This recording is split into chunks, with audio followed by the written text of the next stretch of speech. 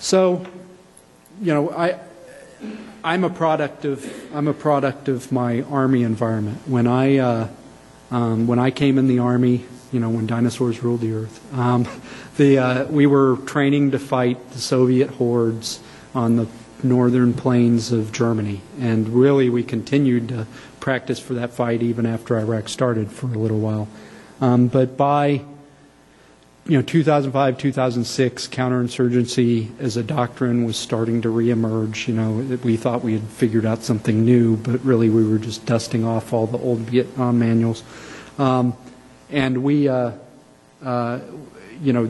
kind of became the dogma of the Army, is counterinsurgency. You get in there, you separate the people from the enemy, and then you figure out what's wrong with the people and what they're upset about, and you help them, and then they'll turn on the insurgents and help you hunt them down and catch them or kill them.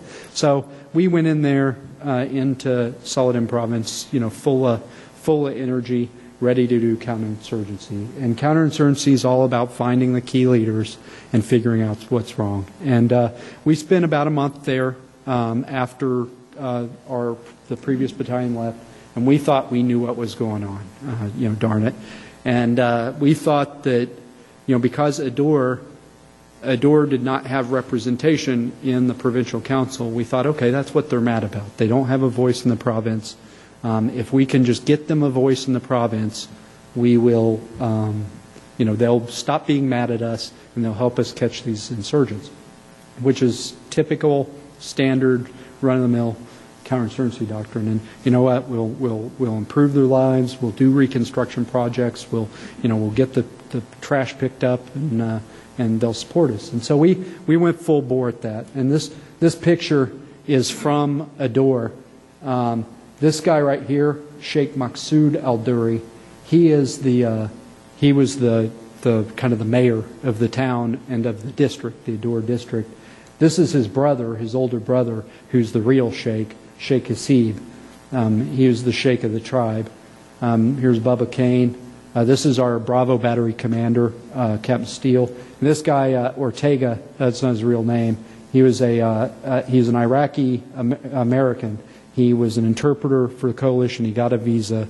He came to the United States. He joined the Army and went right back to work with the U.S. Army. So just a great American and a huge combat multiplier. I mean, he just really did great things for us. So we're here talking about what can we do? What's wrong in your area? Let's get you a voice in the provincial government doing the counterinsurgency thing. There are a few problems with this. Unfortunately. The first one is the guy I showed you a couple slides ago, Izzat Ibrahim Al-Duri. These are his nephews. They're the sons of his sister.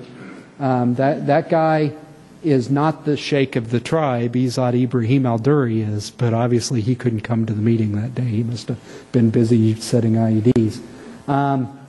So these guys, we spent a 3-hour meeting hearing about how great things were when Saddam Hussein was in charge, and how those were the days, and how we screwed things up and we turned the country over to Iran. And so that was not a very productive meeting. But we were undeterred. We thought, we just have to be nicer to them and work harder with them. But really, it didn't work. And this guy, Captain Steele, a couple days after this meeting, they were in Ador. They were going to see the agricultural minister for the district, and they're at a meeting. They're inside talking, and they hear a shot outside. And what's happened is one of his soldiers, there was a sniper who was sitting right outside the meeting, had known they were coming because all the police in the town worked for the insurgents, and all the Sons of Iraq in the town worked for the insurgents. So they knew when he came in, they knew where he was going that day, and they waited for him to show up at the meeting, and then they shot one of his soldiers. And they shot Corporal Tony Carrasco, soldier's 21. He had a brand new baby and wife at home. And that really made us relook what we were doing. And we really just went back to the start and tried to figure out what we had wrong. It was really a painful moment for the battalion. Right after that, we had a suicide vest went off in the middle of Tikrit, and we got the call, And it wasn't 3 minutes later we got a call from Brigadier General retired Abdullah Jabara, the big head Jaburi in Saladin province, the big head guy in the province, and he was crying, and we couldn't get him calmed down. And Ortega talked to him for about 5 minutes, and then we found out that they had blown up Colonel Ahmed. And so all we knew at this point was that we had no idea what was going on, which really kind of gets back to my initial point, which is, this idea of 9 one-year wars. We were 2-3 months into the deployment, and we really were not any closer to understanding the area than we were when we started.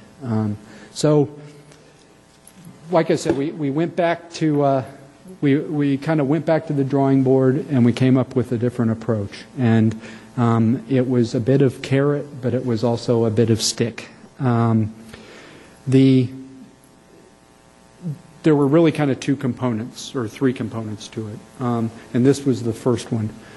The reason that counterinsurgency did not work in Adur is because you could not separate the people from the insurgents, because all of the insurgents and their families had left every place else that was unhospitable because of us, because we had cleared the towns, and they had all went to Adur.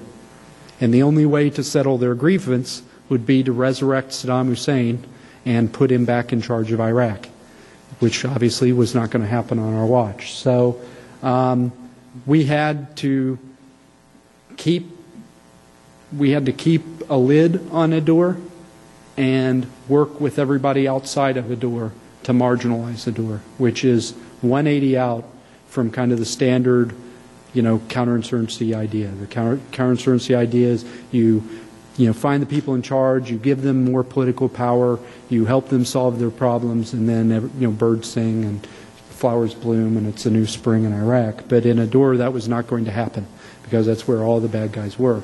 So we had to switch approaches. We had to keep a lid on Adur and work with everybody around them to try to marginalize their power so that they couldn't have a voice in the new Iraq, which was moving on without them at breakneck pace.